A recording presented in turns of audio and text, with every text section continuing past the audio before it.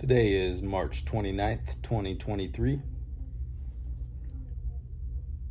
I'm the type of person who will start reading a book and feel like I need to finish the book. Like every last page needs to be read. Even if I don't find it that interesting or something, it's like because I started, I need to finish. And sometimes I do that with like movies or other things as well. It's like I started it, so now I gotta follow through and finish. But that doesn't always make sense, right? If a book sucks, why would you continue reading it? If a movie sucks, why would you continue watching it? It's a waste of time. It's very easy to get in that mindset, though. There's something about wanting to finish what we've started, and oftentimes that's a very good thing because you need to persist to achieve goals. You often will come against hardship and need to push through it and continue on even though it's difficult.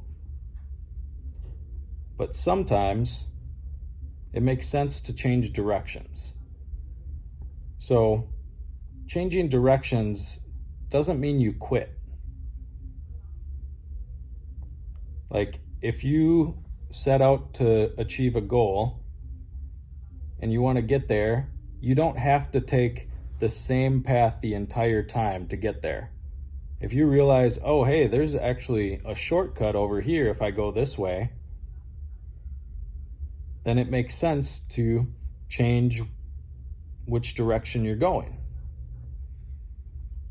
So it's okay to change your mind on things. It's okay to stop doing something in order to do something better.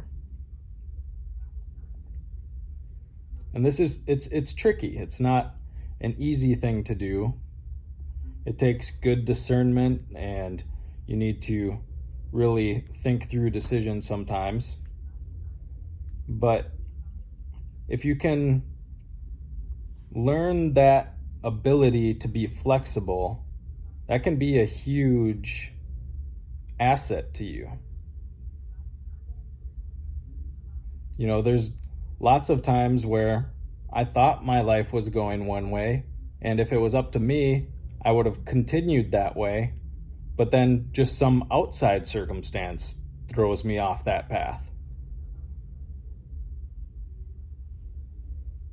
If I never practice changing directions, when that happens, it becomes much more difficult because you're not used to it. You're like, oh no, I don't know what to do because my path is different and I have to do something else, and I thought I was doing this and now I don't know what to do.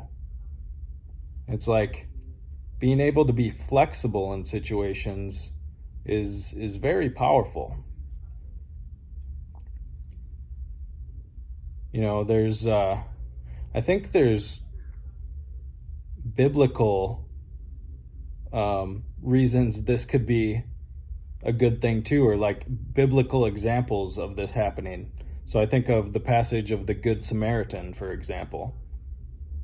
There's a man who's beaten up on the side of the road, and there's multiple people that pass by because they have something else to do and they have somewhere to be and they don't want to deviate from that path that they're on. And then finally this Samaritan comes along and he sees the man on the side of the road beaten, and he changes his plans and he stops and he helps him.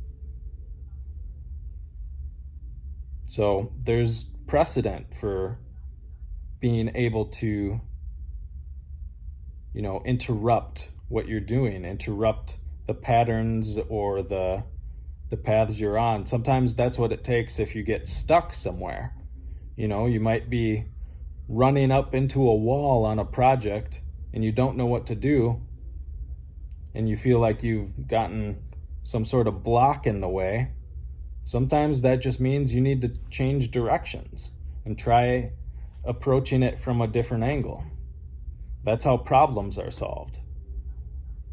Very rarely is a problem solved by just a straightforward solution. It often takes trying different things and seeing what works.